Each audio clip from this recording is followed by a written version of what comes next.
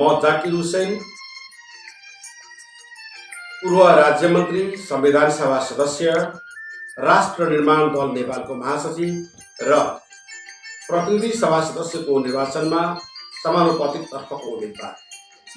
राष्ट्र निर्माण दल नेपाल भर्खरै निर्वाचन आयोगमा दर्ता भएको एउटा यस्तो दल हो जसले राष्ट्र निर्माणको अभिभारालाई पूरा गर्न जमर्को गरेको छ।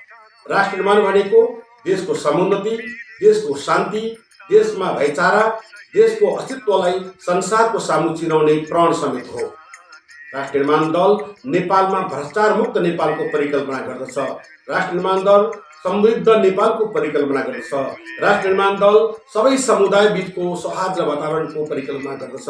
राष्ट्र निर्माण दल एउटा जातिले अर्को जातिलाई गाली गरिरहने, एउटा जातिले अर्को जातिलाई थिचोमिचो र शोषण गरिरहने समाजको परिकल्पनालाई समुन्नत समाज, समानता युक्त समाज, जहाँ कसैले कसैलाई शोषण नगरोस्, जहाँ कसैले कसैलाई गाली गर्न नपरोस्, त्यस्तो समाजको परिकल्पना गर्दाखेरि हाम्रो सैद्धान्तिक धरातल हो राष्ट्रिय मेलमिलाप र हाम्रो देश बहुजाति, बहुभाषिक, बहुसांस्कृतिक, बहुक्षेत्रीय विभिन्न किसिमको विविधताले युक्त देश भएकोले सबै समूहको बीचमा, त्यो क्षेत्रीय समूह होस् अथवा वर्गीय समूह, जातीय समूह, सबैको बीचमा सौहार्द र सद्भावपूर्ण वातावरण, सहिष्णुतापूर्ण वातावरणको समाजको परिकल्पना गर्दछौँ हामी। यस दलले समृद्ध नेपालको परिकल्पना गर्दछ। यस दलले कुनै पनि किसिमको थिचोमिचो, शोषण र भ्रष्टाचारको उन्मूलनको परिकल्पना गर्दछ र समृद्ध नेपाल, शान्त नेपाल,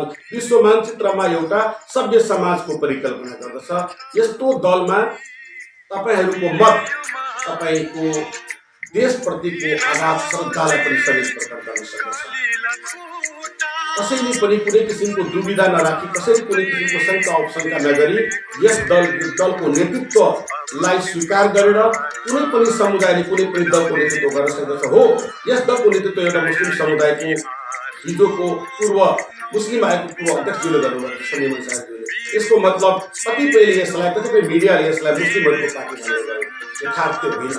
कुनै पनि समुदायको व्यक्ति कुनै पनि पार्टीको राष्ट्रिय अध्यक्ष हुन सक्दछ, नेतृत्व गर्न सक्दछ। विभिन्न दलका नेतृत्वहरू विभिन्न जाति समुदायको छ, तर ती सबै नेपाली हुन्। समीम अन्सारी पनि नेपाली हुन्, हामी सबै नेपाली हौँ।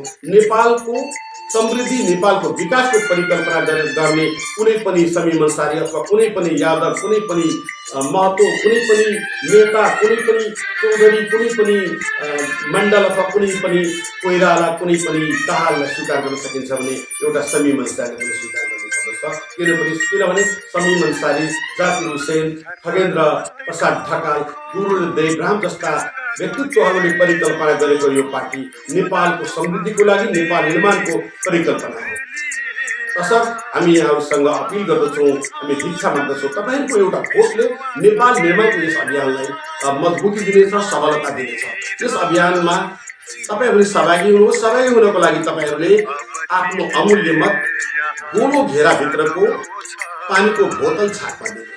हामी परिकल्पना गर्दछौँ किसानको समृद्धि, किसानको समस्याको समाधान।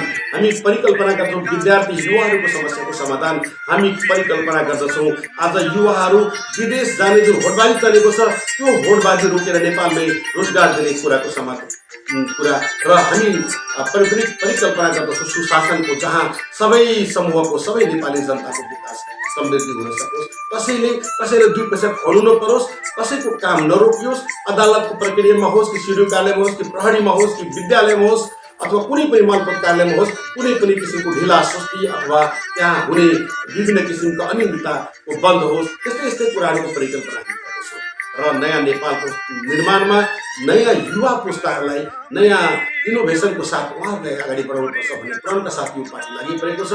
र म भन्दछु 65 सदस्य हाम्रो केन्द्र समितिमा 50 जना जति हामी युवा मात्र राखेका छौँ। 65 सदस्य केन्द्र समितिमा हामीले 35 जना महिला मात्र राखेका छौँ। त्यो किसिमको परिकल्पना सायद कुनै पार्टीले गरेको छैन। प्राकृतिक रूपमा हामीले गरेका छौँ। हाम्रो लिस्ट हेर्न सक्नुहुन्छ र हामीले बनाएको घोषणापत्र हेर्न सक्नुहुन्छ। हामी संहिता पक्षधर हौँ, तर संहिताको बजेटलाई 20% झार्ने परिकल्पना हामीले गरेका छौँ। त्यो डिजाइन हामीसँग छ।